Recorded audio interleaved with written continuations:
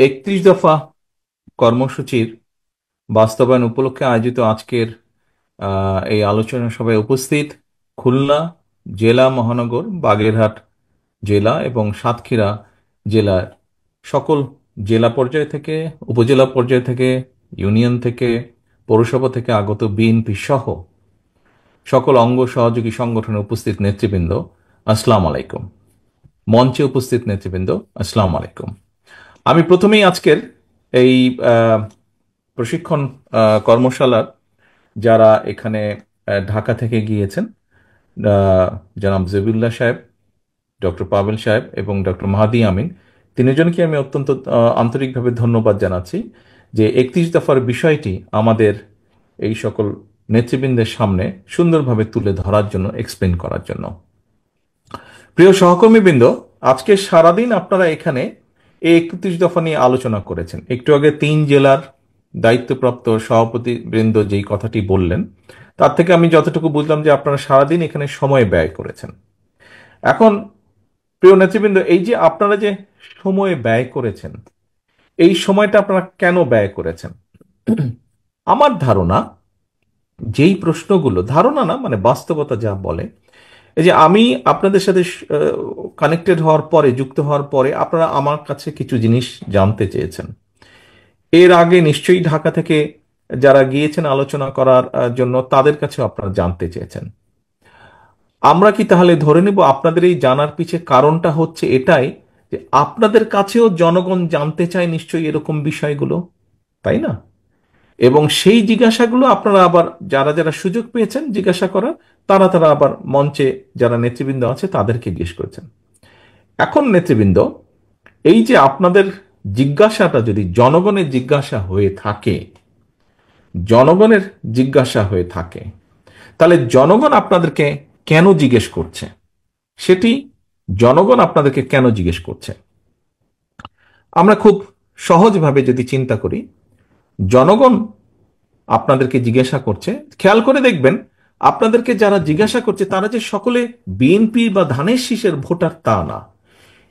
এমন অনেক লোকও আছে, এমন অনেক মানুষও আছে যারা আপনাদেরকে বিভিন্ন সময় বিভিন্ন বিষয় নিয়ে জিজ্ঞেস করেছে, 31 দফার বিষয় নিয়ে, এবং আপনি জানেন যে এই মানুষটি হয়তো ধানের শীষে ভোট দেয় না, কিন্তু তারপরেও সে আপনার কাছে জিজ্ঞেস করেছে।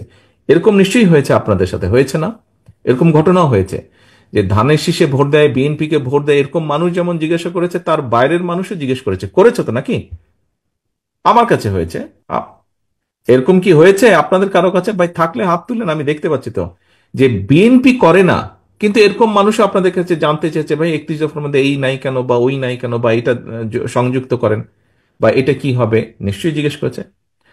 তো সব ধরনের মানুষ যখন কম বেশি জিজ্ঞেস করছে, কেন জিজ্ঞেস করছে? কারণ মানুষ কিন্তু বিশ্বাস করে যে আচ্ছা ঠিক আছে, সামনে ইনশাল্লাহ নির্বাচন হলে বিএনপির সবচেয়ে বেশি সম্ভাবনা সরকার গঠন করার, মানুষের সমর্থন নিয়ে বিএনপির সম্ভাবনা, বিএনপি নামক যে রাজনৈতিক দলটি, এই দলটির সম্ভাবনা সবচাইতে বেশি সরকার গঠন করার। এবং সরকার গঠন করলে এরাই মানুষের জন্য এবং দেশের জন্য কিছু করতে পারবে বলে মানুষের সেই আস্থা বা বিশ্বাসটা আছে। হয়তো অন্য কোনো দল যারা আছে এই মুহূর্তে মাঠে বা বাংলাদেশে, তাদেরকে হয়তো জিজ্ঞেস করতে পারে বা জিজ্ঞেস করে না অধিকাংশ ক্ষেত্রে। যেমন আরেকটি উদাহরণ দেই, এটি হয়তো কেউ কেউ একটু ভিন্নভাবে, অন্যভাবেও এটাকে তুলে ধরতে পারেন, বাট আমি সহজ চোখে যা দেখি, কোনো এলাকায় যদি আপনি যান, আপনি সাধারণ ওই এলাকার সাধারণ মানুষকে যদি জিজ্ঞেস করেন, আচ্ছা এখানে বিএনপির নেতাকে, ঠাস করে আপনাকে নামটা বলে দিবে যে আচ্ছা অমুক অমুক অমুক বিএনপির নেতা। আহ, ঠিক একইভাবে পতিত যে স্বৈরাচার, পলাতক যে স্বৈরাচার, তাদের যে দল, তাদের দলের নাম জিজ্ঞেস করলেও হয়তো বলে দিবে মানুষ। আরো অনেক রাজনৈতিক দল আছে, সেই সব রাজনৈতিক দলের কারো নাম যদি জিজ্ঞেস করেন, তখন কিন্তু লোকজন একটু চিন্তা করবে, কে কে কে কে জানি এরকম চিন্তা করবে। এটা কি আপনারা একমত আমার সাথে এই ব্যাপারে? আচ্ছা, ঠিক আছে, একমত। তো এখন ঘুরে আমি ওই জায়গাটায় আসি যে কেন আপনাদেরকেই জিজ্ঞাসা করে, যখন জানে যে আপনি বিএনপির লোক, বিএনপি করেন, আপনি বিএনপির একজন নেতা বা কর্মী, যে আচ্ছা শিক্ষা নিয়ে কি করবা, স্বাস্থ্য নিয়ে কি করবা, নারীদের কর্মসংস্থান বা পুরুষদের কর্মসংস্থান, বেকার সমস্যা, এগুলো নিয়ে কি করবা, এই যে আলোচনাগুলো করে, ঘুরে ফিরে কিন্তু সব এক জায়গায়, কারণ জানে যে এই দলটি সক্ষম দেশের জন্য, মানুষের জন্য কিছু করার। এখন নেতৃবৃন্দ, তাই যদি হয়ে থাকে, আমি যেই কথাটি বললাম, হতে পারে আমি 15 বছর আগে দেশে ছিলাম, 15-16 বছর আগে দেশে ছিলাম, 15-16 বছর আগে আমি এই এই ফিলিংসটি দেখে এসেছি বা এই বিষয়টি দেখে এসেছি। এর মধ্যে এই বিষয়টি সম্পর্কে আপনাদের কাছ থেকে জেনেছি, অর্থাৎ গত কয়েক বছর ধরে আপনাদের সাথে যে আমার ইন্টারাকশন, তার মাধ্যমে জেনেছি বাস্তবে মাঠে আপনারা আছেন। আমি যেই কথাটা এতক্ষণ আপনাদের সামনে তুলে ধরলাম, মানুষের চিন্তাধারার যে একটা সাইড আমি তুলে ধরলাম, আপনারা কি আমার সাথে মানে এই বিষয়ে কি আপনারাও একমত যে আসলেই মানুষ আমাদেরকেই জিজ্ঞেস করে, বিএনপির নেতাকর্মীকেই জিজ্ঞেস করে? এটা কি আপনারা একমত আমার সাথে? মানে আমি যেটা চিন্তা করছি, এটা কি সঠিক না ভুল, এটা আমি জানতে চাইছি। আপনারা কি মনে করেন যে আমি যা বলেছি কম বেশি সঠিক বিষয়টি, যে মানুষ বিএনপির কাছে জানতে চায়? বাগেরহাটের নেতারা এখানে কি ডিফারেন্ট চিত্র বাগেরহাটে, নাকি একই রকম চিত্র কম বেশি? আচ্ছা, ঠিক আছে, ধন্যবাদ। সাতক্ষীরা নেতৃবৃন্দ, আমি যেটি বলেছি এটা কি একই রকম আচ্ছা আচ্ছা, সাতক্ষীরাতে তো আরো জোরে সোরে হাত তুললো। এখন নেতৃবৃন্দ, আসেন তাহলে। এই যে দেখেন, আপনারা জিজ্ঞাসা করলেন, কেন জিজ্ঞাসা করলেন, যে মানুষ আপনাদের কাছে জানতে চায়, তারই রিফ্লেকশন হিসেবে আপনারা আজকে জিজ্ঞেস করলেন। মানুষ কেন জানতে চায়? মানুষ বিশ্বাস করে যে সম্ভাবনা কার বেশি আগামী দিনে দেশকে পরিচালনা করা। তো নেতৃবৃন্দ, তাই যদি হয়ে থাকে, এবং তার আরেকটি বড় প্রমাণ, আপনারা সারাটা দিন এখানে আজকে ব্যয় করেছেন, আপনি আপনার সময় ব্যয় করেছেন, আপনি যে ট্রান্সপোর্টেশনে এসেছেন সেখানে অর্থ ব্যয় করেছেন, এই যে বসে থেকে শুনেছেন, তার জন্য একটা এনার্জি প্রয়োজন, এনার্জিটা ব্যয় করেছেন। তো এখন অনেকে অনেক কথা বলবে, অনেকের অনেক রকম থিওরি আছে, অনেক রকম বক্তব্য আছে, থাকাটাই স্বাভাবিক। এবং আমরা সেটা আশাও করি যে প্রত্যেকে প্রত্যেকের মনোভাব তুলে ধরবে, প্রত্যেকে প্রত্যেকের কথা বলবে। এটাই গণতন্ত্রের বিউটি, বা এটাই গণতন্ত্রের সবচেয়ে বড় বিষয়, যে প্রত্যেকে প্রত্যেকের মনোভাব। কিন্তু প্রিয় নেতৃবৃন্দ, দিন শেষে কি, দিন শেষে কিন্তু একজন বেকার জানতে চাইবে তার বেকারত্বের অভিশাপ ঘুচানোর জন্য আপনি কি পদক্ষেপ গ্রহণ করছেন বা করতে চান। আপনি, একজন বাবা মা দিন শেষে জানতে চাইবে যে তার সন্তানের লেখাপড়ার ব্যাপারে আপনি বিএনপি হিসেবে, দল হিসেবে সুযোগ পেলে কি পদক্ষেপ গ্রহণ করবেন, যে তার সন্তানের লেখাপড়া সঠিকভাবে হবে, এই ব্যাপারে কি পদক্ষেপ গ্রহণ করবেন। একজন পরিবারের বাবা মা বা পারিবারিকভাবে প্রত্যেক পরিবারের সদস্য জানতে চাইবে যে তাদের জন্য, তাদের চিকিৎসার জন্য বিএনপি নামক দলটি কি ব্যবস্থা গ্রহণ করবে যদি তারা দেশ পরিচালনার সুযোগ পায়। ব্যবসায়ীরা জানতে চাইবে যে তাদের ব্যবসা যাতে তারা নির্বিঘ্নে করতে পারে, বা মানুষ যাতে নির্বিঘ্নে সমাজে চলাচল করতে পারে, তার জন্য আপনি আইন শৃঙ্খলার ব্যাপারে কি ব্যবস্থা গ্রহণ করবেন। মানুষ দেখতে চায়, মানুষ জানতে চাইবে যে আইন আদালত নিরপেক্ষভাবে কোন রকম রাজনৈতিক হস্তক্ষেপ ছাড়া তারা তাদের কাজ করবে। এই ব্যাপারে আপনার কমিটমেন্ট কি, এইগুলো মানুষ জানতে চায়। মানুষ জানতে চায়, এই আপনাদের প্রশ্নের মাধ্যমেই এগুলো ফুটে উঠেছে। এখন আমাদের বিভিন্ন বিষয়ে বিভিন্ন থিওরি থাকতেই পারে। আমরা রাজনৈতিকভাবে কার সাথে যাব, কাকে গ্রহণ করব, কাকে গ্রহণ করব না, কার সাথে সম্পর্ক করব, কার সাথে সম্পর্ক করব না, এগুলো আমাদের ব্যাপার। এগুলা নিয়ে হয়তো মানুষ দেখবে, কিন্তু মানুষ তার দৈনন্দিন সমস্যার সমাধান, সবচেয়ে বড় একটা যেটা সমস্যা এই মুহূর্তে আছে, জিনিসের দাম বাড়ছে, নিত্য প্রয়োজনীয় জিনিস, চাল ডাল তেল নুন, এইসব জিনিসের দাম বাড়ছে। এইসব জিনিসের দাম বাড়ার ক্ষেত্রে আপনি কি পদক্ষেপ গ্রহণ করবেন? হয় জনগণের ইনকাম বাড়ানোর ব্যবস্থা করবেন, আর না হলে চেষ্টা করবেন যে কি কি চেষ্টা করবেন, কি কি পদক্ষেপ নেবেন জিনিসপত্রের দাম যাতে সহনশীল পর্যায়ে থাকে। মানুষ এইগুলো জানতে চায় এবং এইগুলো দেখতে চায়। প্রিয় সহকর্মীবৃন্দ,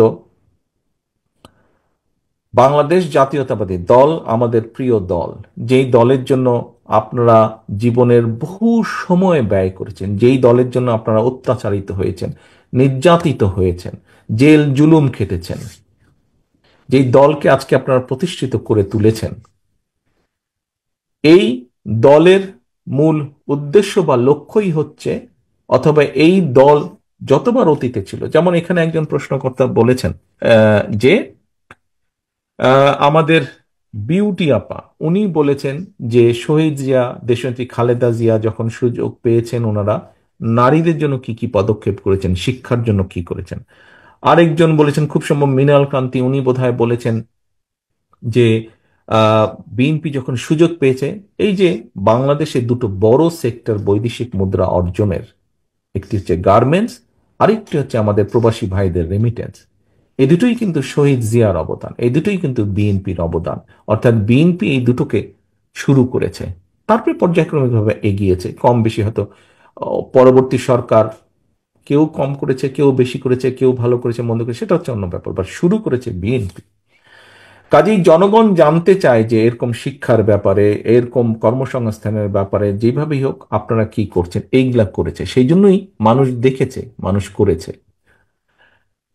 এখন আমাদের দায়িত্ব হচ্ছে যে আমরা কি চাই, কি করেছি, কি করতে চাই, দেশের জন্য ভালো কি করেছি, দেশের জন্য ভালো কি করতে চাই, মানুষের জন্য ভালো কি করেছি, মানুষের জন্য ভালো কি করতে চাই, এই কথাগুলো নিয়ে যাওয়া মানুষের কাছে। আজকে যে 31 দফার যেই কর্মসূচি বা কর্মশালাটি হলো, প্রিয় সহকর্মীবৃন্দ, এই কর্মশালাটি দেখেন ঢাকা থেকে প্রশিক্ষকরা এসেছেন, আপনাদের কাছে তুলে ধরেছেন, প্রত্যেকটা বিষয় আপনাদের কাছে তুলে ধরেছেন। এখন এইটি কি 31 দফা কি শুধু আমাদের জন্য, আমাদের দলের নেতাকর্মীর জন্য, তাই কি? 31 দফা কি শুধু আমাদের দলের নেতাকর্মীদের জন্য? তাহলে কাদের জন্য 31 দফা? 31 দফা কার জন্য? ইয়েস, দেশ এবং জনগণের জন্য। তাহলে এখানে আহ, খুব সম্ভব আয়েশা সিদ্দিকী উনি একটি বলেছিলেন মহিলাদের ব্যাপারে যে ওনারা 31 দফা মানুষের কাছে নিয়ে নিয়ে যেতে চান।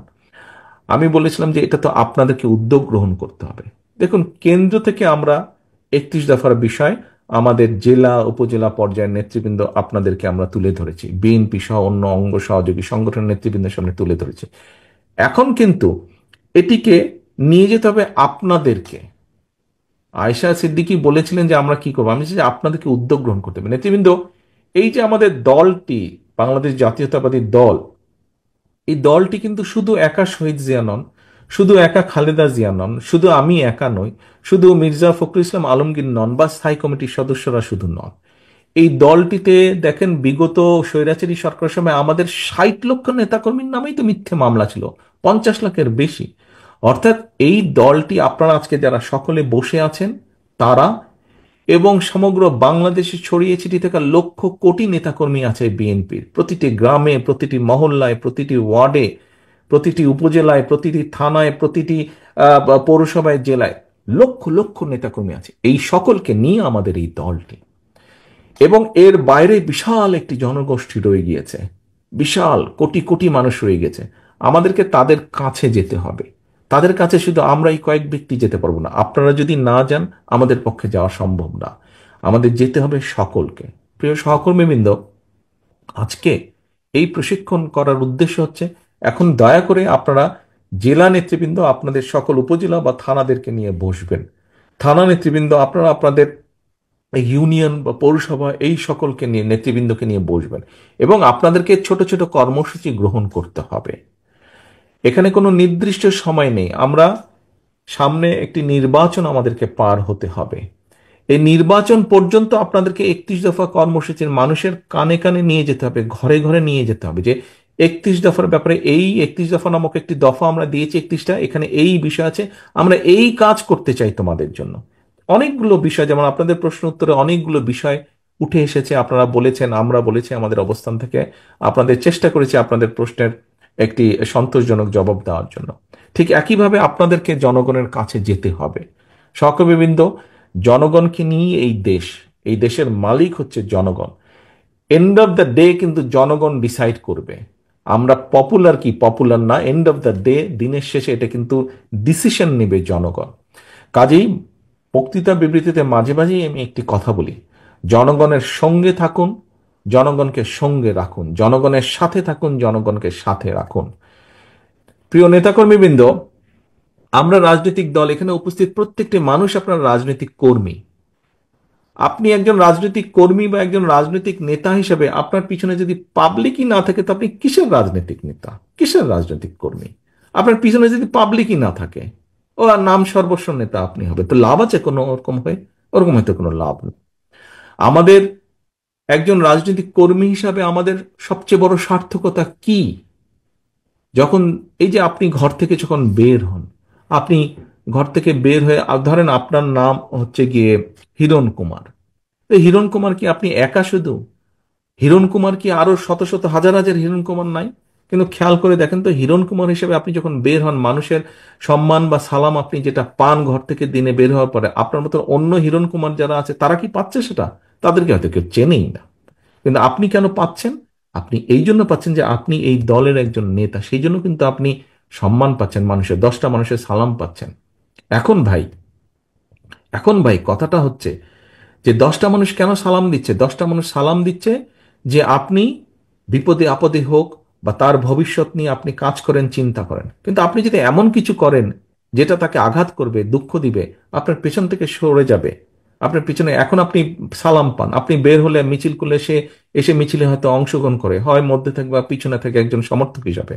কিন্তু আপনি যদি এমন কোনো কাজ করেন যেটাতে সে আঘাতপ্রাপ্ত হবে, সে কি আপনার পেছনে থাকবে? সে কি পাবলিকটা আপনার পিছনে থাকবে? সে যদি না থাকে তো আপনি কিসের নেতা? আপনি কিসের নেতা? এবং এখন কিন্তু মানুষ অনেক সচেতন। এবং সহকর্মী বৃন্দ, আপনাদেরকে আমি একটি কথা বলি, এটা ব্যক্তিগতভাবে নিবেন না। কথাটি হচ্ছে, দেখুন, আহ, মানুষ আমাদের উপর আস্থা রাখতে চাইছে, আমাদের উপরে অর্থাৎ বাংলাদেশ জাতীয়তাবাদের উপরে। মানুষ অর্থাৎ দলমত নির্বিশেষে সাধারণ মানুষ যারা ভোটার এই দেশের, তারা বিএনপির উপরে আস্থা রাখতে চাইছে। এই আস্থা যদি নষ্ট করার জন্য কেউ কোনো কাজ করে, এমন কোনো কাজ করে যেটাতে আস্থা নষ্ট হবে, তাহলে ভাই তাকে তো আমাদের পক্ষে, আমার পক্ষে টানা সম্ভব না, টানবো না আমি তাকে, তাকে শেল্টার আমি দেব না। এখানে দলকে স্বার্থপর হতেই হবে। কোনো ব্যক্তির কারণে, কোনো নেতার কারণে, কোনো কর্মীর কারণে যদি মানুষের আস্থা নষ্ট হয়, তাকে আমরা ওন করতে পারবো না। বিকজ আমরা বহু ঝড় ঝঞ্ঝার ভিতর দিয়ে আজ এখানে এসে দাঁড়িয়েছি, বহু অত্যাচার নির্যাতনের ভেতর দিয়ে এখানে এসে দাঁড়িয়েছি আজকে আমরা। কাজেই আমাদের পক্ষে আর সম্ভব না যে কেউ নিজের বিষয়, নিজের স্বার্থ নিয়ে এমন কিছু করবে যেটা দলের স্বার্থকে আঘাত করবে, ক্ষতিগ্রস্ত করবে। তাকে আমাদের পক্ষে টানা সম্ভব না। হ্যাঁ, অনেকে ইদানিং কিছু কিছু লোক বলার চেষ্টা করে যে দেখুন, আপনারা নয় কি করছেন, আমাদের মধ্যে কেউ কেউ করেছে, কোনো কোনো সদস্য ভুল করেছে, বিভ্রান্ত হয়েছে, কিছু কিছু আপত্তিকর কাজ করেছে, আমরা আমাদের দলের সাথে তার সম্পর্কটা ছিন্ন করেছি। এতে কি হবে কেউ কেউ বলে, এতে কি হবে সেটা হচ্ছে পরের ব্যাপার। কিন্তু আমি আমার অবস্থান পরিষ্কার করেছি। হ্যাঁ, হয়তো সবগুলা ব্যাপার আমরা এরকম আরো কেউ কেউ করছে, আমরা হয়তো সবগুলা ব্যাপার অ্যাড্রেস করতে পারছি না। যতটুকু আমরা জানছি আমরা সাথে সাথে ব্যবস্থা গ্রহণ করছি, যখন যেটা জানবো ব্যবস্থা গ্রহণ করছি, আমাদের অবস্থান পরিষ্কার করছি। এখন ওই যে বললাম, কেউ যদি বলে হ্যাঁ আপনি বের করে দিলেন, কি হবে? বের করে দিয়ে অন্তত একটি বিষয় আমি বলতে চাই। সেই বিষয়টি হচ্ছে, সমাজে যে খারাপ মানুষ নাই তা তো না, ভালো মন্দ সবকিছু মিলিয়ে মানুষ, কিন্তু যে খারাপ তার সাথে আমরা সম্পর্ক রাখতে চাই না। যে অন্যায় করে, যে কিছু করে, তার সাথে আমরা সম্পর্ক রাখতে চাই না। অন্তত এই ব্যাপারে আমরা মুখে বলবো একটা, কাজে করবো আর একটা, তা নয়। যা আমরা মুখে বলছি, আমরা চেষ্টা করব আমাদের কাজের মধ্যেও তার রিফ্লেকশন বা প্রতিফলন থাকবে। সেজন্যই আমরা ব্যবস্থা গ্রহণ করছি।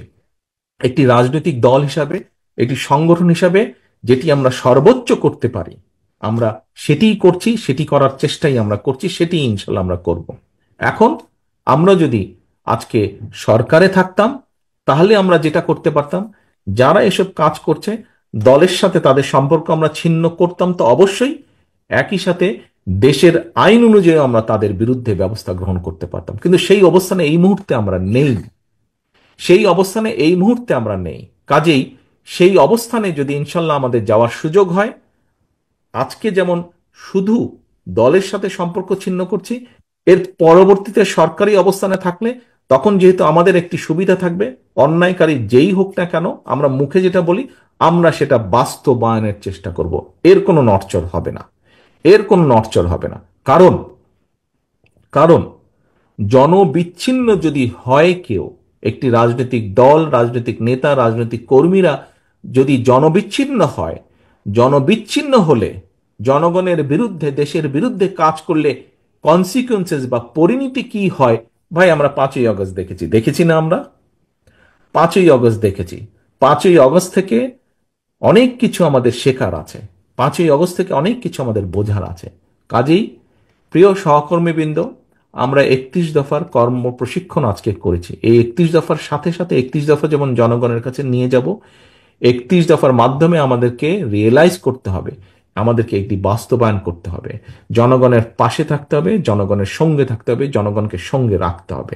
জনগণ থেকে যদি দূরে চলে যাই আমরা, ওই 5ই আগস্টের পরিণতি কিন্তু হবে, 5ই আগস্টের পরিণতি হবে। কাজে 5ই আগস্টের পরিণতি থেকে যদি বাইরে থাকতে হয়, যেই রাজনৈতিক দলকেই বাইরে থাকতে হোক না কেন, তাদেরকে জনগণের সাথে থাকতে হবে, জনগণকে সঙ্গে রাখতে হবে।